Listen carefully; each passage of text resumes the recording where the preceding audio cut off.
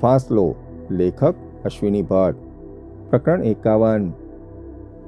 રહેવા દે, એ ફોટોગ્રાફ્સ ત્યાં મૂકી દે. You have no right to. સરજુ બરાડી ઉઠી.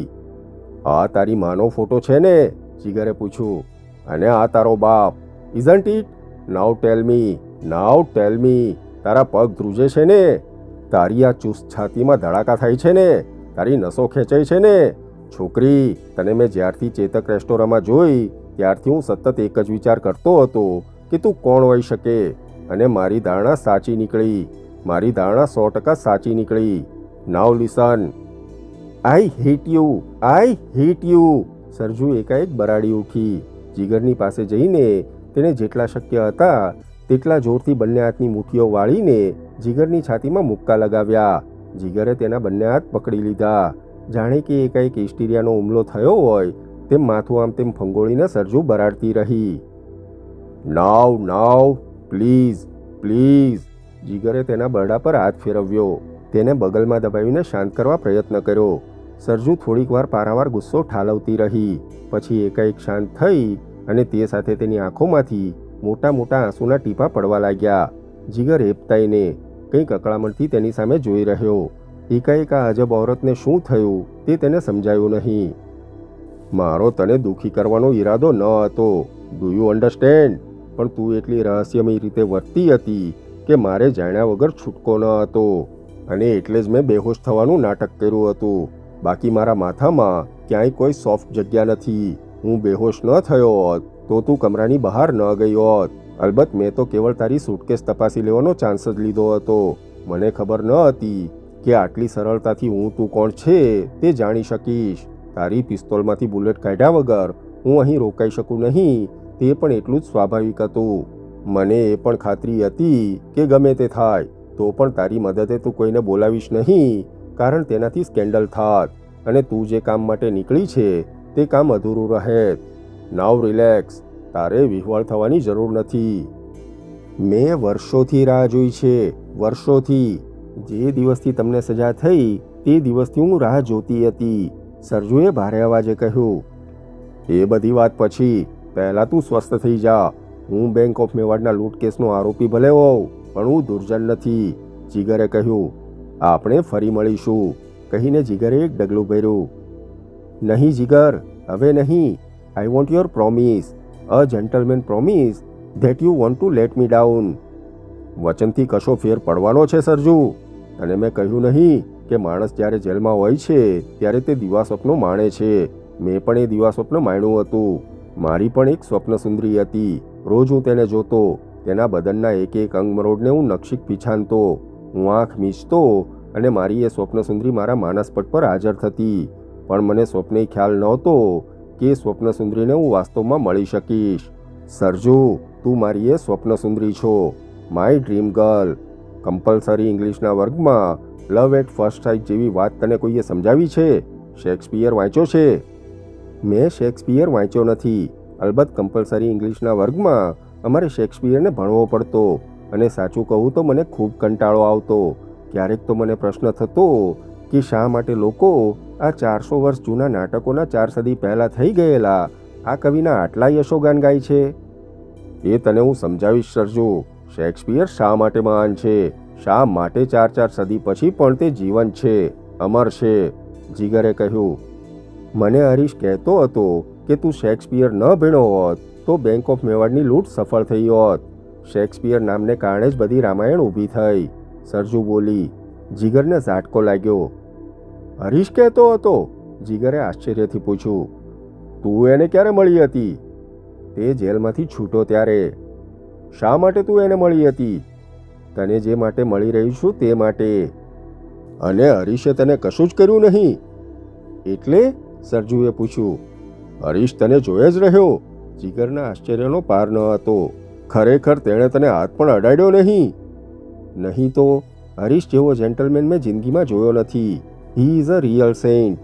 તેણે તો મને કહ્યું હતું કે જીગર પરોતને મારે મળવું પડશે. હરીશ જૈનને સંત તરીકે વર્ણવે તેવી ઓરત તેણે પ્રથમ વખત જોઈ હતી.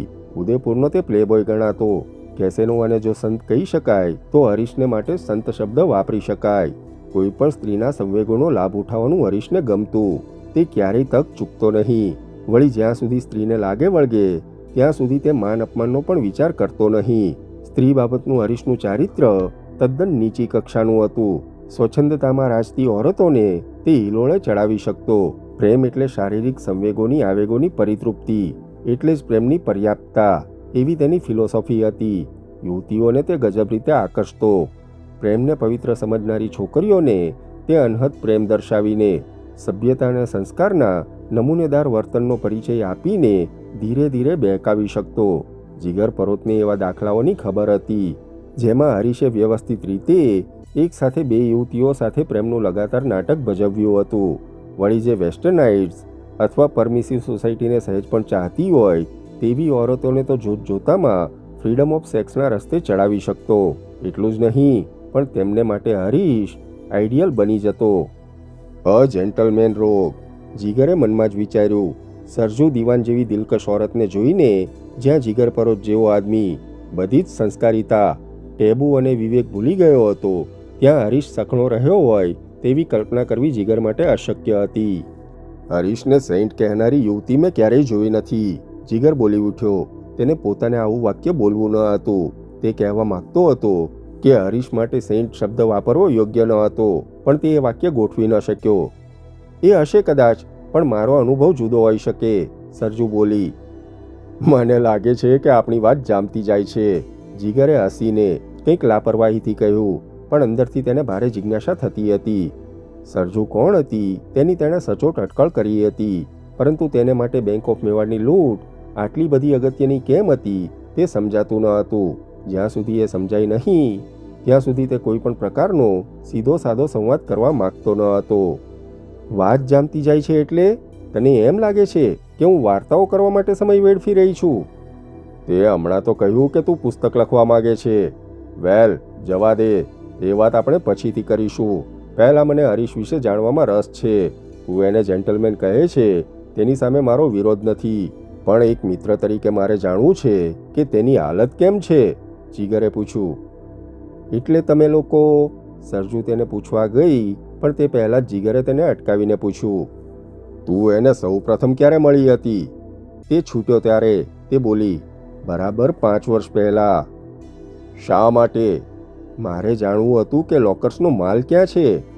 અચ્છા, તેણે શું કહ્યું? પ્રથમ તો મારે માટે તેની મુલાકાત કરવી જ અશક્ય હતી, but you know I have my ways, કહીને તેણે આછું સ્મિત વેર્યું. વેલ, તે છૂટ્યો પછી લગભગ અઠવાડિયા બાદ હું તેને મળી શકી. ક્યાં? ચેતક રેસ્ટોરાંમાં. ડોન્ટ ટેલ મી, જીગરે આશ્ચર્યથી કહ્યું. હા, બરાબર 1 અઠવાડિયા સુધી લગાતાર મેં તેનો પીછો કર્યો હતો. 1 અઠવાડિયા સુધી હું તેના ઘર પાસે દિવસ રાત લગભગ ચોકી કરતી ઊભી રહી હતી. અઠવાડિયા દરમિયાન તે 3-4 વખત જ બહાર નીકળ્યો હતો, પણ દરેક વખતે તેની સાથે કોઈને કોઈ રહેતું. બરાબર અઠવાડિયા પછી એક દિવસ તે મકાનની બહાર નીકળ્યો હતો. તેણે લહેંગો અને કુર્તો પહેર્યા હતા. તે થોડીવાર ફતેસાગર પાસે ઊભો રહ્યો અને એકાએક તેણે નિર્ણય કર્યો અને થોડુંક ચાલીને તેણે રિક્ષા પકડી અને તે ચેતક રેસ્ટોરાં પર આવ્યો હતો.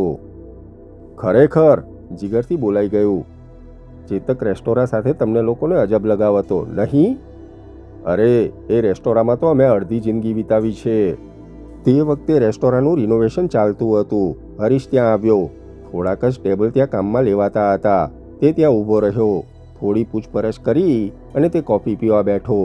હું પણ અંદર દાખલ થઈ. મને અકળામણ થતી હતી. મારે કેવી રીતે તેની સાથે વાત કરવી તેની મૂંઝવણ થતી હતી. સરજુએ કહ્યું, મને નથી લાગતું. I don't believe it. 5 વર્ષમાં મેં ઘણા અનુભવો મેળવ્યા છે. Well, I just want near his table. હું ત્યાં જઈને ઊભી રહી. તેના ટેબલ પર રાજસ્થાન પત્રિકા પડી હતી. મેં ધીરેથી તેને પૂછ્યું, તમે વાંચો છો આ છાપું? તેણે મારી સામે જોયું. ચશ્મા સરખા કર્યા. ચશ્મા? જીગરે આશ્ચર્યથી પૂછ્યું. ચશ્મા? નો નો, હરીશની આંખો સાબુત છે. હી ડઝન્ટ વેર સ્પેક્ટ્સ. તેને ચશ્મા આવેલ છે. એક આંખે 1.4 અને બીજી આંખે 1.6 માઇનસ, ટુ બી પ્રિઝાઇઝ, તે બોલી. ખરેખર? જીગર આશ્ચર્યથી સરજુ સામે જોઈ રહ્યો. આ છોકરી ગજબ હતી. હરીશને ચશ્મા આવી ગયા હતા. જીગરના મનમાં પ્રશ્ન થયો, ચશ્માવાળો હરીશ જૈન કેવો દેખાતો હશે? તેણે મનમાં જ કલ્પના કરી. વેલ પછી તેણે પૂછ્યું. નહીં, હું નથી વાંચતો, તેણે કહ્યું. તમે લઈ શકો છો. વેલ, તમે હરીશ જૈન છો ને? હું જાણતી હતી છતાં મેં તેને પૂછેલું. તે મારી સામે જોઈ રહ્યો. તેણે જવાબ ન આપ્યો. તે કંઈક વિમાસણમાં હતો. મારે તમને મળવું છે. તે કંઈ બોલ્યો નહીં એટલે મેં કહ્યું. શા માટે? તેણે પૂછ્યું. અંગત કામ માટે, મેં જવાબ આપ્યો. તે મારી સામે તાકી રહ્યો. અંગત કામ હોય તો અહીં જાહેરમાં મળવાની જરૂર નથી. મારે ઘેર તમે આવી શકો છો. મારું ઘર જોયું છે? તેણે પૂછ્યું. મેં હા કહી. નાવ ગો, તે બોલ્યો. આઈ એમ સ્ટીલ અંડર ઓબ્ઝર્વેશન, કહીને તેણે કોફી પીવા માંડી. હું તેના ટેબલ પરથી છાપું ઉઠાવીને ત્યાંથી દૂરના ટેબલ પર જઈને બેઠી. થોડી વાર પછી તે ત્યાંથી ઉઠીને ચાલ્યો ગયો, પણ મારા મગજમાં તેનું એક વાક્ય બરાબર ગોઠવાઈ ગયું હતું. આઈ એમ સ્ટીલ અંડર ઓબ્ઝર્વેશન, અને એટલે જ હું ચેતી હતી. ત્યાર પછી મને ખબર પડી હતી કે હું એકલી જ હરીશનો પીછો કરતી ન હતી. બીજા લોકોને પણ હરીશ જૈનમાં રસ હતો. કહીને સરજુએ રૂમાલ ઉઠાવીને મોં લૂછ્યું. વાળની સેર ઉઠાવીને ગરદન લૂછી. જીગર તેની સામે તકતકતી આંખે જોઈ રહ્યો હતો. જેમ જેમ તે સરજુના એક પછી એક અંગોને જોતો ગયો તેમ તેમ તેના નૈસર્ગિક સૌંદર્યથી તે મુગ્ધ થતો ગયો. જિંદગીમાં આટલી સ્ફૂર્તિમય સ્ત્રી, આટલી તંદુરસ્ત, સ્વચ્છ અને સુંદર ઓરત તેણે જોઈ ન હતી. સરજુ ઊભી થઈ. તેણે ટેબલ પરથી ક્રીમની બોટલ ઉઠાવી. હું વાત કરતાં કરતાં થોડું માલિશ કરી લઉં તો તમને વાંધો નથી ને? તમને કહેવાની જરૂર નથી. એ વાત આપણે થઈ ગઈ છે. અને આ પહેલાં 1000 વખત તું મને તું કહી ચૂકી છે.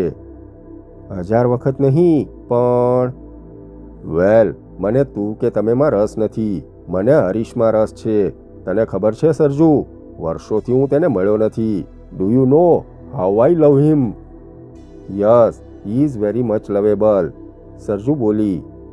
પણ એ વાક્ય જીગરને ગમ્યું નહીં. જીવનમાં પ્રથમ વખત એક અનુપમ ઓરતનું સાનિધ્ય તે માણી રહ્યો હતો. સાનિધ્ય જ નહીં, પણ તેનામાં અપાર આકર્ષણ પેદા થયું હતું. તે સરજુને આરાધવા માંડ્યો હતો. ત્યાં સરજુ બીજા કોઈ પુરુષ વિશે સહેજ પણ નજાકતથી વાત કરે તે પણ તેનાથી ખમાતું ન હતું. વળી હરીશ આટલી સહેલાઈથી કોઈ પણ યુવાન સ્ત્રીને જવા દે, તેની સાથે વાત ન કરે, તેનું એડ્રેસ ન પૂછે, તે બધું માનવા જેવું ન હતું. જીગરે સરજુ સામે જોયું અને શંકાથી પૂછ્યું. વેલ પછી? તે જ દિવસે મેં સાંજે તેના ઘરનો નંબર શોધીને ફોન કર્યો અને બીજા દિવસે હું તેને મળી હતી. હું કોણ છું, શા માટે આવી છું, તે વાત મેં તેને કરી. સરજુએ કહ્યું. તેવું તું મને પણ કહી શકી હોત. જીગરે કહ્યું. હજુ પણ તે સત્ય મારાથી છુપાવેલું જ છે. તેના કારણો છે, એ તને કહું છું. પછી પહેલાં હરીશની વાત. એ સાંજે હું કલાકો સુધી તેની સાથે બેઠી હતી. તેણે મને આખી લૂંટની વાત કરી. ગોવિંદ, અશોક, ચંદન અને તું, એ બધાયનો તેણે પરિચય આપ્યો. હી told me about Biren Bhattacharya. લૂંટ કર્યા પછી રૂપિયા લઈને તે ગાયબ થયો હતો અને લોકર્સનો માલ તેણે પોતે રાખ્યો હતો, જે પાછળથી લઈને તારી પાસે આવ્યો હતો.